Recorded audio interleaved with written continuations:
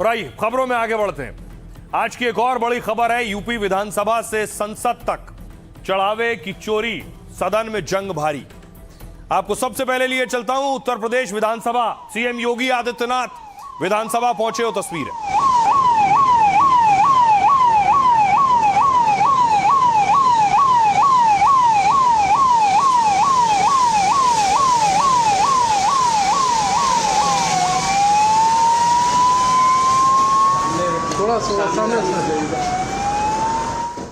CM योगी विधानसभा पहुंचे। दूसरी तरफ देखिए, समाजवादी पार्टी विधानसभा में बैठक कर रही थी कि कैसे सरकार का घेराव करना है।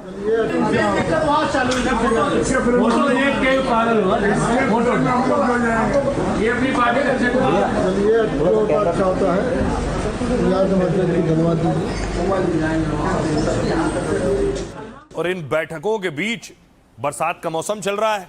दोनों डिप्टी सीएम की अलग तस्वीर सामने आई। ब्रजेश पाठक, केशव प्रसाद मौर्य एक ही छाते में।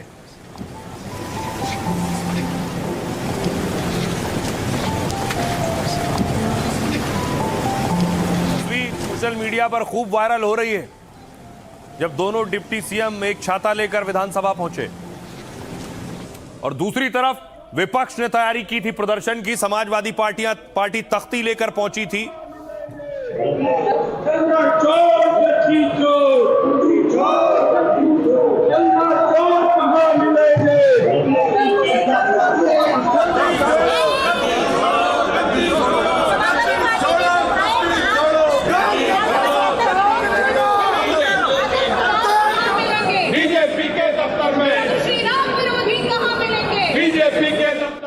अब देखिए, ये तो विधानसभा के बाहर की तस्वीर थी।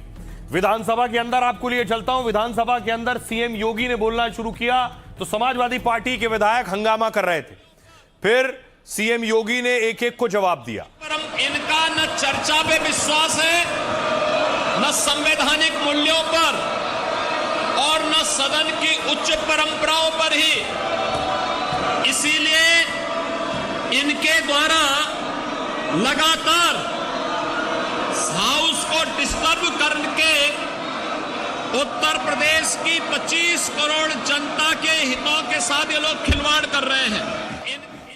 और ये चढ़ावा चोरी पर बवाल हो रहा था तो स्पीकर ने समाजवादी पार्टी के विधायकों पर हमला करना शुरू किया और पूछना शुरू किया। सुनिए जरा क्या कह रहे हैं। राम मंदिर कितना मुझे अच्छा लग रहा है, मुझे कितना संतोष हो रहा है। शुहैब अंसारी साहब राम मंदिर की बात कर रहे, अच्छा लग रहा है कि उमर अली भाई भी राम मंदिर की बात कर रहे। मुझे और अच्छा लग रहा है कि शाहिद मंजूर साहब भी राम मंदिर की बात कर रहे हैं। इन्होंने शुरुआत से लेकर आखिर तक सिर्फ राम मंदिर का विरोध किया है। अब में से किसी ने चंदा दिया हो तो रसीद लेकर आ जाए भाई, यहाँ पे बीच में। आप लोगों में से किसी ने कोई चंदा दिया हो तो रसीद लेकर आ जाओ भाई, यहाँ जरा देखे तो सही आपका कौन सा पैसा चोरी हुआ। जरा रसीद लेकर आ जाओ जितने खड़े हो यहाँ पे। विधानसभा में चढ़ावा चोरी पर बवाल हो रहा था। दूसरी तरफ दिल्ली में देश की संसद में भी बवाल हो रहा था।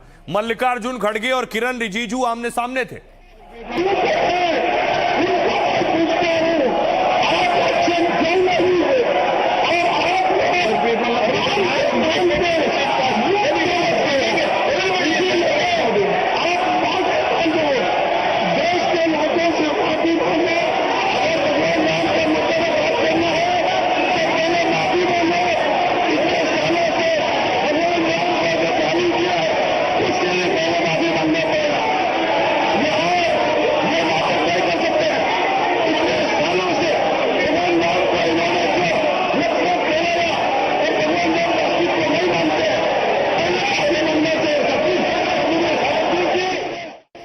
तो ये सदन में हो रहा था, संसद में।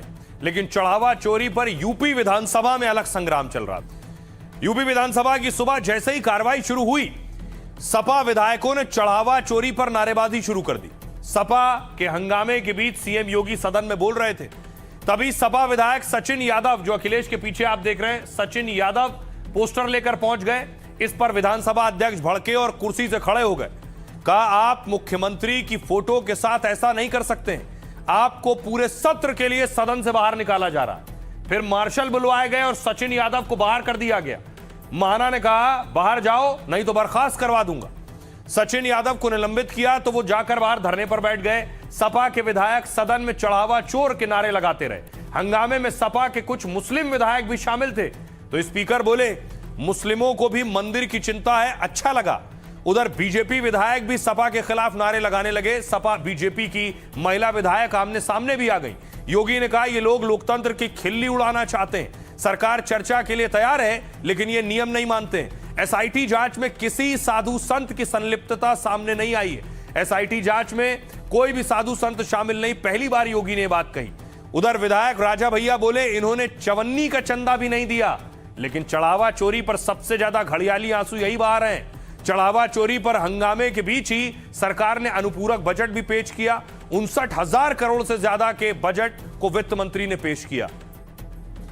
सुनिए क्या कह रहे हैं सीएम योगी और क्या कह रहे हैं अखिलेश यादव। लोग चंदा चोरी की बात करते हैं, वहां चंदा चोरी ने चढ़ावा से जुड़े हुए एक प्रकरण का मुद्दा आया था। इस मामले में किसी भी साधु संत का कोई संलिप्तता प्रारंभिक जांच में एसआईटी की प्रारंभिक रिपोर्ट में कहीं भी नहीं पाया गया।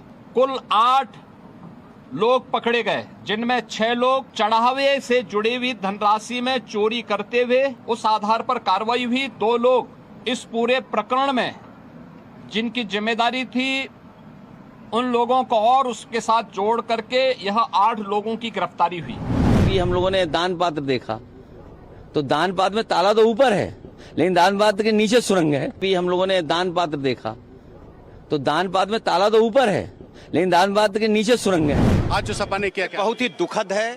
लोकतांत्रिक व्यवस्था को पूरी तरह से ध्वस्त करने का काम किया है। इन्हें प्रदेश जनता कभी माफ नहीं करेगी और स्पीकर जैसे महत्वपूर्ण पद जो संवैधानिक व्यवस्था है उसकी भी अवमानना इन्होंने किया। जवाब नहीं दे रहे थे, वो चाहते नहीं कि इस पे यहाँ चर्चा हो। सर आखिर क्यों क्या वजह है जो बात करने अब ये उसका वजह उन्हीं लोगों से पूछो क्या है। ये तो राम के साथ ही ये भी है, उसमें राम आ जाएंगे तो सब ठीक हो जाएगा। ये तो राम को लाके राजगद्दी ले लिए, अब राम को धोखा दे रहे हैं। सब तो महाराज जी बोल ही दिए हैं। जांच की प्रतीक्षा करें। भारत में कोई तालिबानी शासन तो है नहीं कि तुरंत फांसी पे चढ़ा दीजिएगा। जी और चढ़ावा चोरी में कोई भगवा वस्त्रधारी कोई साधु संत सन्यासी था क्या? नहीं था। ये तो भगवा का अपमान किया गया, साधु संतों का अपमान। सचिन यादव उसको माना नहीं, जब नहीं माना तो उसको हटाने की मार्शल को आदेश दिए, मगर उन्होंने कहा नहीं आप 2 आदेश हम संविधान की नहीं भी करते, हम गुंडा राज चाहते, तो उन्होंने मार्शल्स को धक्का दिया। ये आज परिचय है। अब देखिए जरा एसपी के यानी समाजवादी पार्टी के जिस विधायक को बाहर निकाला था वो बाहर तो आ गए लेकिन बाहर आकर छाता लेकर धरने पर बैठ गए और पीछे देखिए भीमराव अंबेडकर, बाबा साहब अंबेडकर की तस्वीर लगा ली।